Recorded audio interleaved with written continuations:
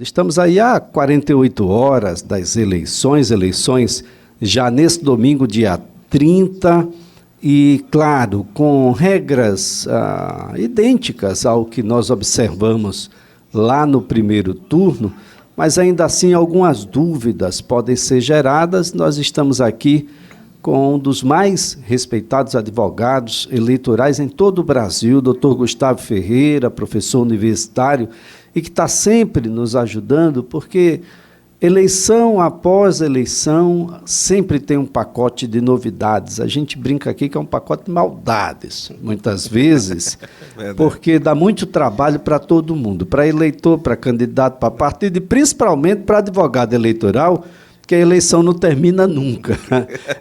Então, a coisa não é nada fácil, né, professor Gustavo Ferreira? Bom dia. Bom dia, Emílio Elias. Bom dia, os ouvintes da CBN. Verdade absoluta. Nessa linha, eu brinco dizendo que todo advogado da área eleitoral ele tem transtorno de personalidade. Porque só uma pessoa que não bate bem na cabeça para entrar nessa área. Essa é uma situação que a gente tem observado.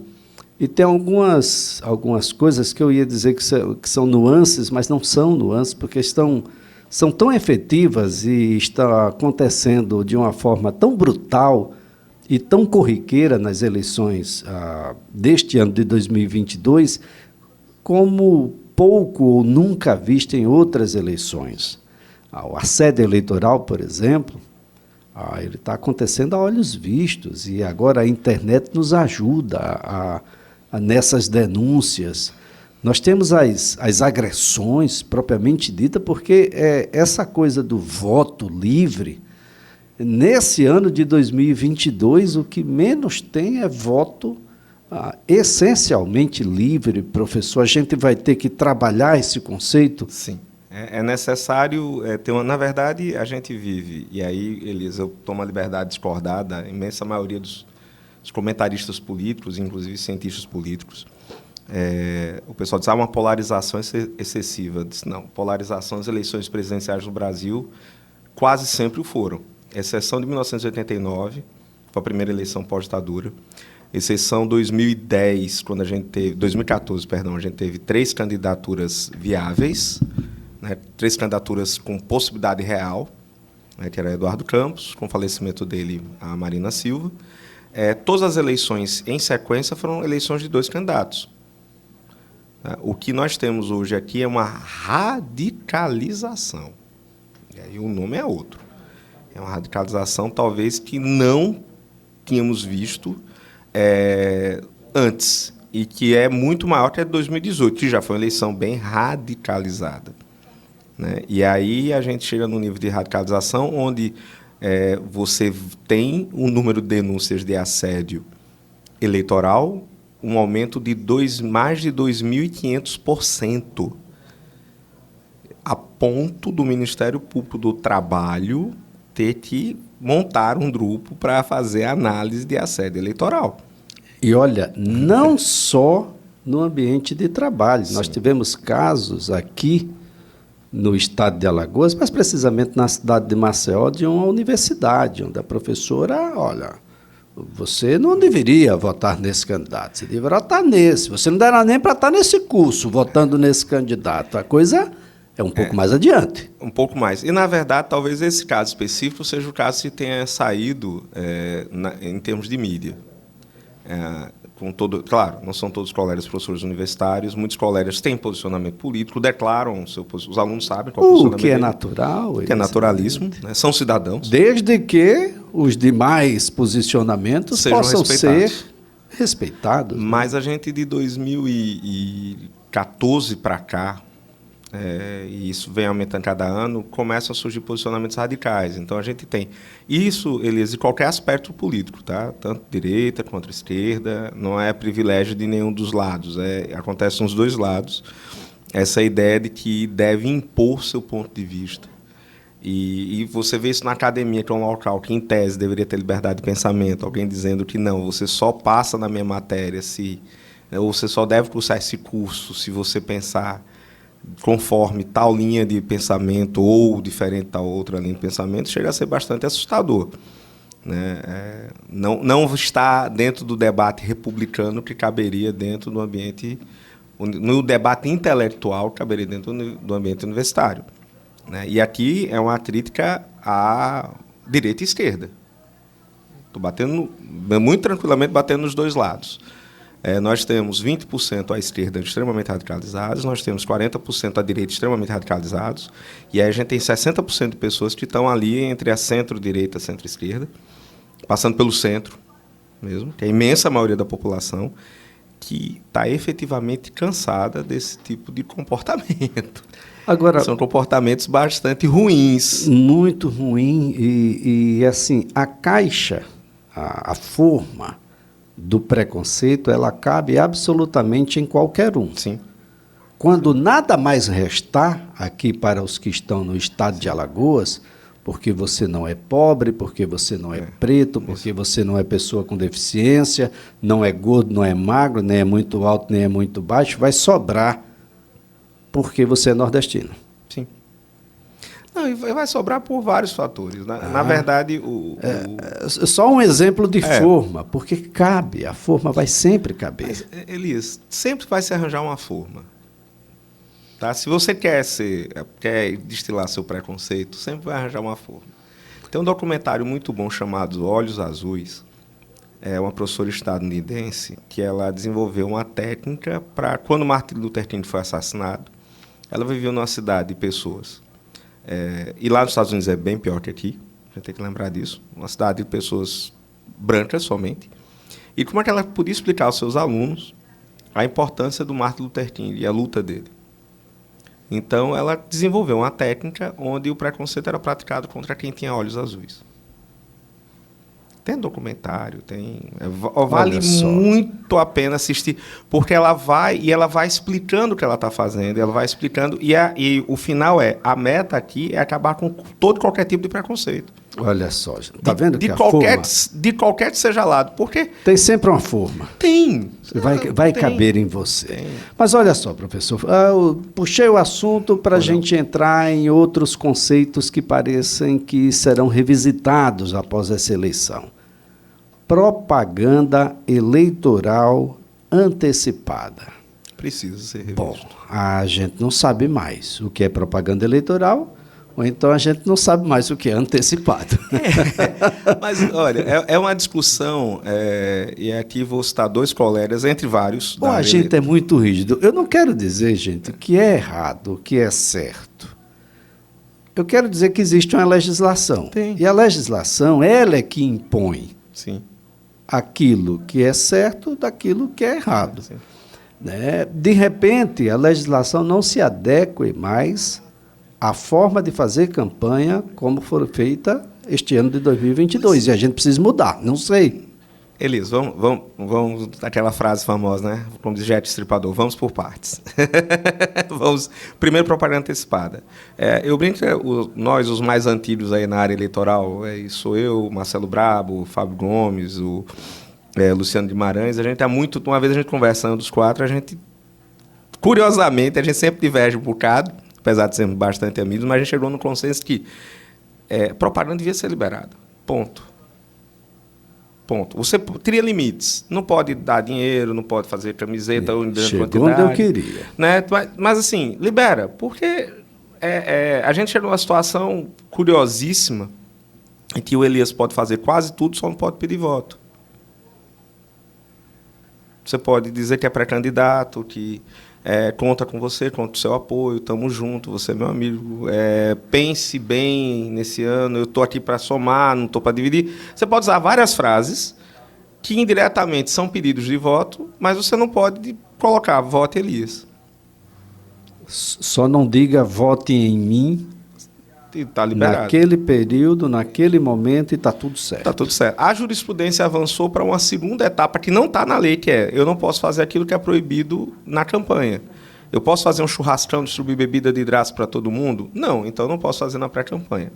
Mas isso não está no texto da lei. Isso foi a jurisprudência que construiu essa linha de raciocínio. E aí o medo e o bom senso termina fazendo com que a gente dispense essa parte inicialmente. Exato. Só que, nessa eleição desse ano, muita gente arriscou. É só o ouvinte da CBN parar e pensar que a campanha começou oficialmente dia 16 de agosto e a quantidade de propagandas irregulares, exemplo, outdoor, que ele viu antes, eu vou falar de corda na casa de enforcado, tá? Mas a quantidade de outdoors que ele viu antes do dia 16 de agosto.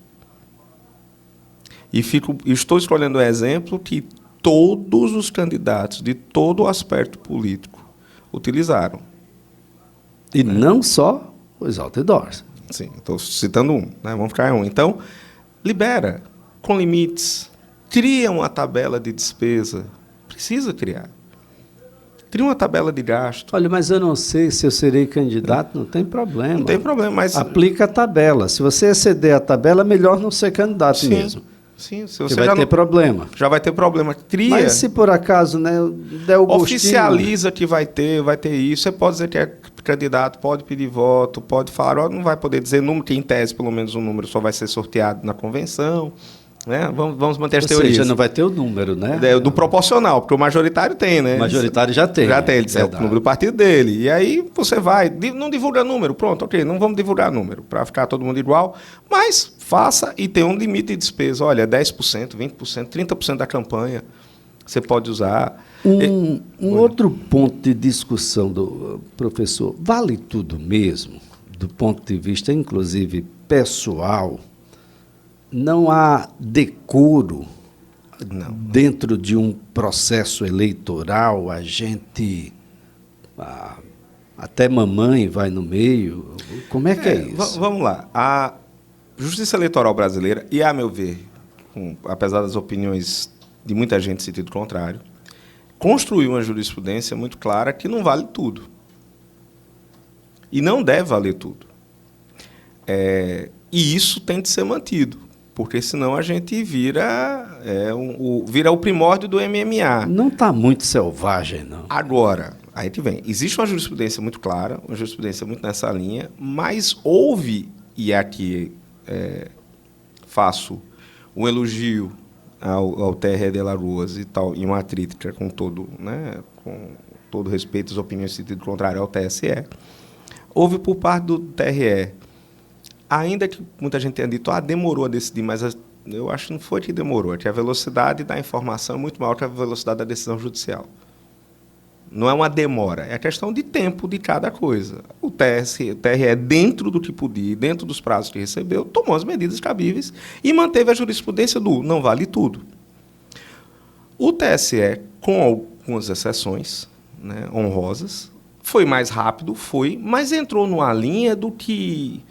Bom, se não xingar a mãe, pode. O problema é que teve caso, teve mãe, teve pai, teve filho, aí entra a mãe, aí depois volta. Até as namoradas sofreram. Não, teve de tudo. Então, assim, nesse ponto, eu acho que a campanha tem de ser positiva sempre. A campanha de propostas deveria ser de propostas.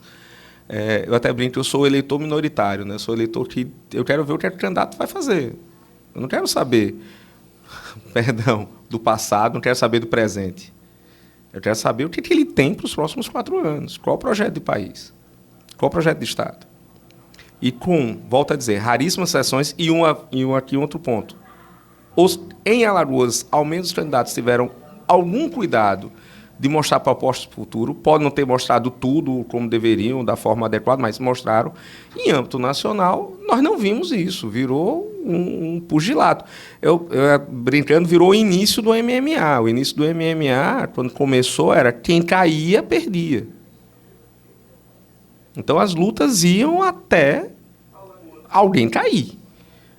Aí, quando foi comprado o formato do MMA pela empresa, né, Dana White, né, nos Estados Unidos. Ele Era o Vale Tudo. Era literalmente o Vale Tudo. Ele organizou e disse, não vale tudo, tem regra, vai ter pancada, vai ter porrada, vai ter sangue, vai, mas vai ter um médico, vai ter um árbitro, vai ter o cara que vai dar um limite, vai ter o seu lado espetáculo. Você tem que respeitar o limite. Tem que respeitar, não pode xingar a mãe. Não está fora, mamãe não está no ringue. Mamãe não está no ringue, né? Então, a gente sabe que uma eleição é pesada. Ali há projetos, não são projetos individuais, são projetos coletivos. né? Cada candidatura, o pessoal, às vezes, a gente fala muito mal da classe política, mas tem que lembrar que cada político está representando. Ninguém é candidato de si só. Essa é uma frase clássica da política. Você é candidato de um grupo. Então, existe em torno de você um grupo, existe uma vontade, existe um desejo. Normalmente, esses candidatos de si só, ou não são eleitos, ou quando são eleitos, gastaram muito para isso e morrem em um mandato só, porque não tem como repetir esse efeito no segundo. Você é um sentimento de um grupo, uma coletividade que te apoia, é uma visão de país e aí, independente se direita, centro-esquerda, se religiosa, se não religiosa, são grupos que se organizam em torno daquelas candidaturas e apoiam aquelas candidaturas. Então, quando o candidato ganha, é a vitória daquele grupo. Quando perde, é a derrota daquele grupo. Por isso, é normal, e aí eu vou até, curiosamente, ir por uma linha otimista. Eu acho que essa radicalização, a gente está numa fase... e aí talvez seja até melhor consultar um psicólogo do que eu, mas vamos lá, estamos numa fase infantil do nosso crescimento político. E quando criança a gente é mais abusado, né? A gente briga com coleguinha, fecha a cara.